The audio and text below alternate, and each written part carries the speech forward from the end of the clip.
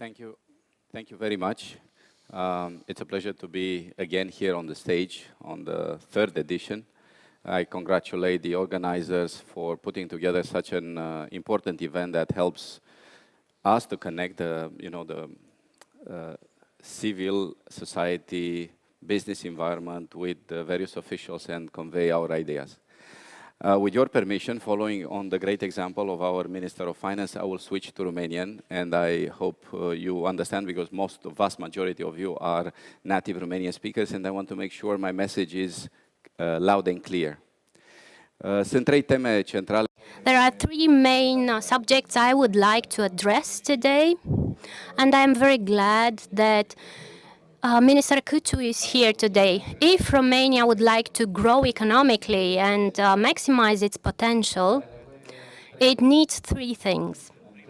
First of all, it needs consistent economic policies that are continuous. We would like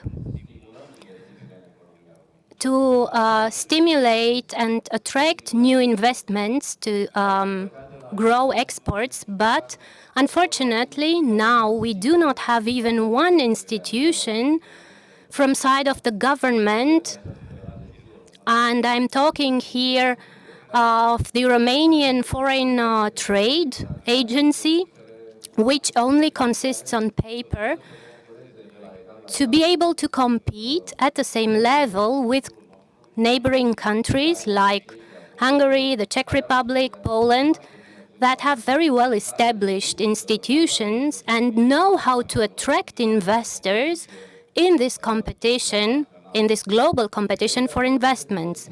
And if I address these issues of investment, I would like to point out, as my colleagues,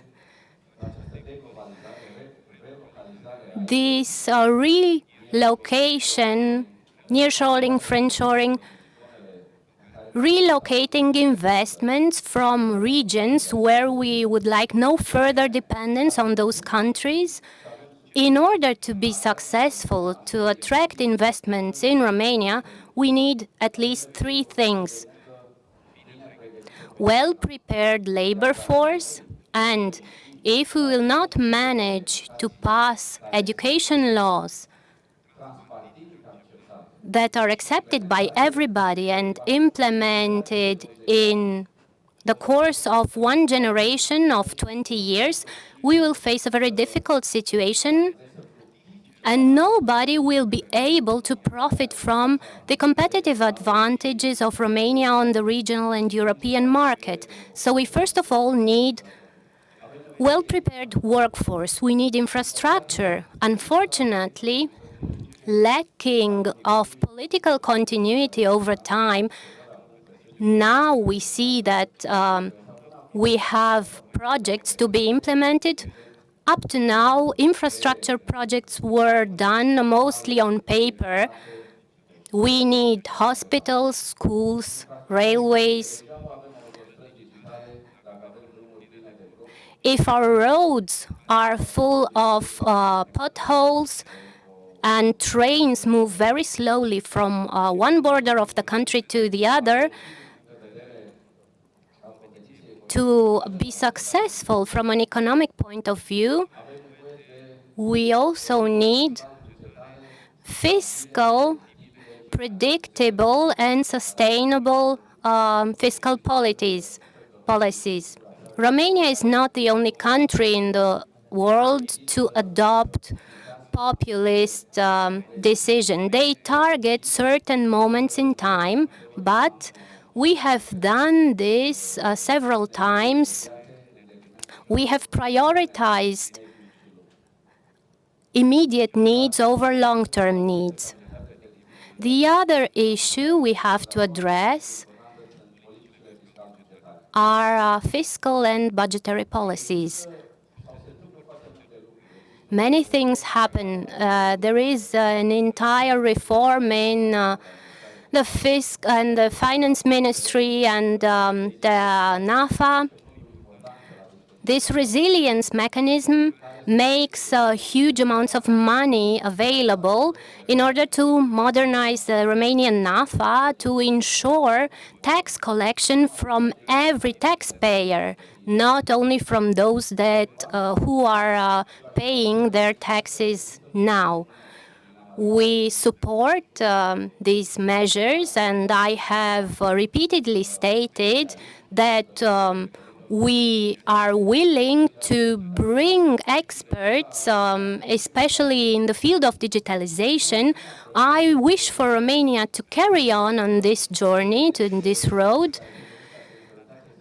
Some measures should take into account the feedback of the business environment concerning implementation deadlines. There is a lot of public talk for the need about the need to implement certain fiscal measures or fiscal facilities.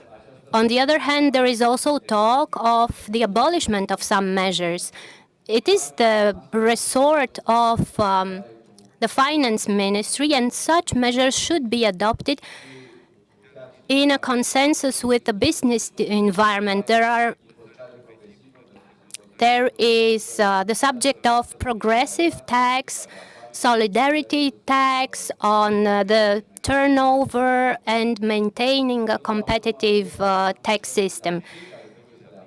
Those that need to implement these measures and to contribute to the increase of the state income are companies activated on the Romanian market. And the third main issue is the implementation of the euro and the OECD. This is the next big country project for Romania. This process, because Romania is here in a pre-admission stage, needs some very important reforms concerning the political stability and continuity, to the willingness of the political decision makers to carry on with these reforms. We, the business environment, help in this endeavor. It is very important for Romania not to miss this chance, because if we will manage in 4 or 6 years to be part of this select club of countries of the OECD, those investors will be in this country and they will make serious investments that will lead to growth of their business and contribute to Romania's prosperity. I was only partially involved, and I am not very convinced that we will reach this deadline by 2028. I wish that we will be able to implement the euro and to adhere to OECD. Those were my main points. Thank you very much.